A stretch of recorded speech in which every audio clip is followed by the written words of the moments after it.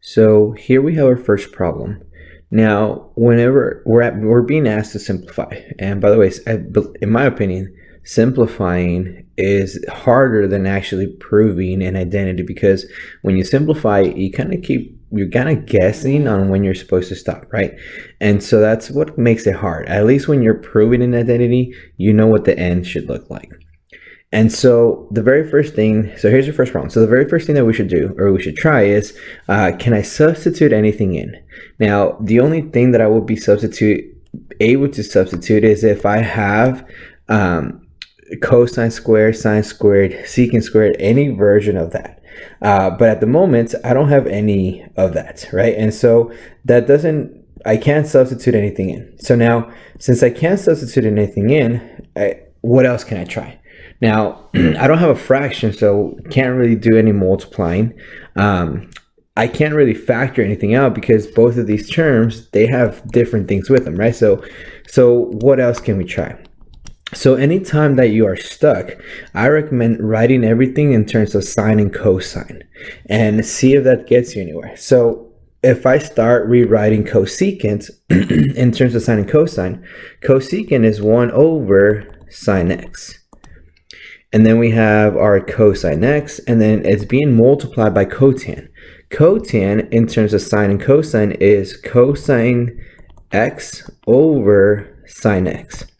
And with a little algebra, I'm going to combine my right side of my expression with cosine and cosine in the numerator multiplying to cosine squared x over sine x. Now, even though I have fractions here, I'm getting a little bit closer, because even though I have fractions, in order for me to add or subtract fractions, they need to have the same denominator, which they do. They both have a denominator of sine x. So since they have a denominator of sine x, I can combine these two, and I get 1 minus cosine squared x in the numerator over sine x. And we should be able to recognize that this numerator is an actual trig identity, and that is my Pythagorean identity. Remember, my Pythagorean identity is sine squared theta plus cosine squared theta is equal to 1. So even though it's theta and x, it's just an angle of reference. And so if I were to solve my original Pythagorean identity for sine squared theta, I end up with 1 minus cosine squared theta, which is exactly what I have in the numerator. And so since I have that in the numerator, I'm going to substitute it in and keep going that way. So that 1 minus cosine squared theta becomes sine squared theta over sine x over sine x. And the reason for that is because this was equal to what I have in the numerator, so I was able to substitute it in. And we're almost done. So from here, we notice how we have sine x in the numerator and sine x in the denominator. Well, one of the sine x in the denominator going to cancel one of the sine x in the numerator, and what we're left with is simply sine x. So this whole thing simplified all the way down to sine x. And so here we have our second equation, or our second expression, sorry. And notice how technically if I were to solve my Pythagorean identity for sine, I can do that, but I would kind of be expanding this expression, this numerator. And the point of simplifying is to make something smaller, not make it bigger. And so, but what we do notice is that if I were to solve for cosine squared theta instead, I end up with 1 minus sine squared theta, which is exactly what I have in the numerator. And so since I have 1 minus sine squared theta in the numerator, I can go ahead and substitute that for cosine squared theta. Now, if we notice in the denominator, it kind of almost looks like another trig identity. But let's say we're not quite sure which one it is. So here's how I would do it. So cosecant is the same thing as 1. So cosecant is the same thing as 1 over sine. And so what that's telling me is I'm going to take my Pythagorean identity and I'm going to divide everything by sine squared theta, and then we're going to simplify and see what that gives us, right? And so here that's 1, sine over cosine is cotan squared theta, and 1 over sine is cosecant squared theta. And now notice how in the denominator I have cosecant squared theta minus 1.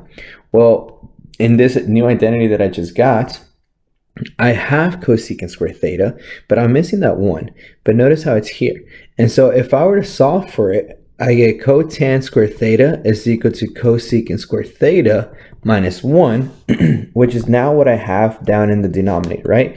And so since I have that in the denominator, I can go ahead and substitute that in for cosecant squared theta minus 1 as cotan square. And now I made a typo. There should be an x there, so we'll go with x. And so now we're here, right? And so there's no point of substituting it again because we're going to end up with the same thing that we started with. Remember, the whole point is to make it smaller, simplify it. And so from this step, notice how I can't really go any further. And so whenever I get stuck or whenever I can't go further, then we refer to writing things as far as cosine and sine. And so the cosine is already in sine and cosine. Cotan, however, can be rewritten as cosine squared x. Sorry, let's fix this. So I messed up. My variable, my angle of reference is x, so we're going to use with x. So we're here. So cotan squared x can be rewritten as cosine squared x over sine squared x. So now we have a fraction inside a fraction, or a fraction inside a fraction. Dun, dun, dun, right?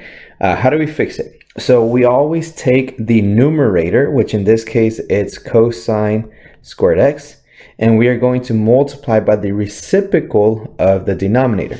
Reciprocal, remember, so we just kind of flip it over, right? So the reciprocal of a over b would be b over a. And so if you notice, the original denominator is cosine squared x over sine x. The reciprocal of that would be the reverse. So it would be sine squared x over cosine squared x. And so if you notice, the cosines cancel and we're going to be left with sine squared x. So this whole thing simplified all the way down to sine squared x.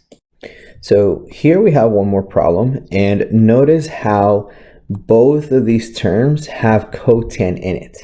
And so since they both have cotan in it, the first thing I'm going to try is I'm going to try to factor out a cosine from both of these two terms. And so if I factor out a cotan x from both of these two things, we need parentheses to remind me that I need to distribute those back in there. And so if I started with a cotan x and I take it out, I am left with 1. For the second one, I have cosecant squared x times cotan x, but since I'm taking it away the cotan x, all I'm left with is cosecant squared x. And notice how this is starting to look like a possible trig identity, right? And so how do we confirm that it is? So we start with the original Pythagorean identity, and cosecant is 1 over sine. So we're going to divide everything by sine squared theta and see where that takes us. So this is 1, this is cotan squared theta, and this is cosecant squared theta.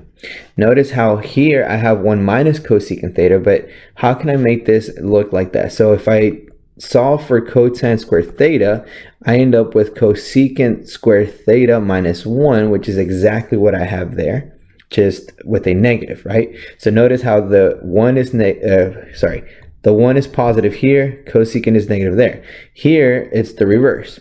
So how do we fix it? We can simply multiply everything by a negative, and that will take care of it, right? So if I multiply the right side by a negative, it becomes positive 1 minus cosecant squared theta, and now it looks exactly what I need.